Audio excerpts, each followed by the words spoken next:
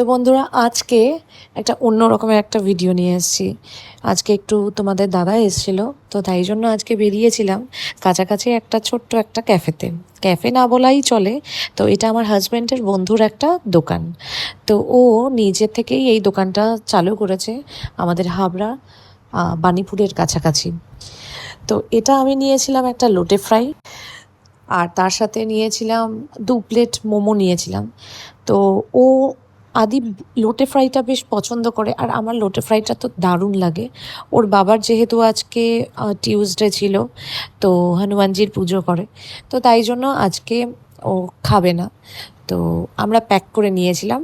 আর এই লোটে ফ্রাইটা তো অসাধারণ ছিল, এত হালকা স্পাইসি ছিল আর তার সাথে এত ক্রিস্পি, আমার তো দারুণ লেগেছিল।